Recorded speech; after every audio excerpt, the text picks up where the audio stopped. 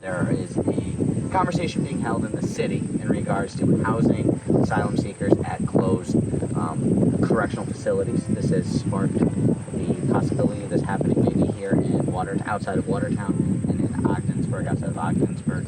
You know, these are both areas represented by yourself. Correct. You know, what is the actual possibility of this conversation happening? It's been silence from the mayor's office. We have reached out to the mayor's office on more than one occasion, and we got zero response from them.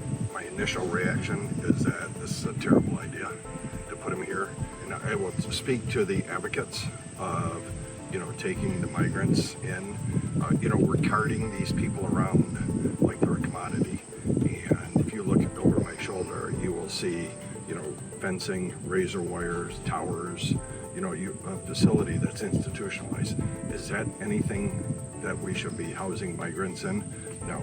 We are ill prepared for this whole situation. We have been ill prepared for it from the day one. As we see out in Western New York, they are a threat in the community in terms of public health and in terms of safety. It's going to be expensive for taxpayers, and they're going to pay one way or the other. We put $1 billion in the state budget this year to deal with the migrant situation. It is projected to cost right now $12 billion. New York State can't afford this at this time, and we have no plan once they get here. We have no housing for them. We don't have the capabilities in our schools to handle them, and this, by any stretch of the imagination, is not humanitarian. Not just this facility, but the Ogdensburg facility.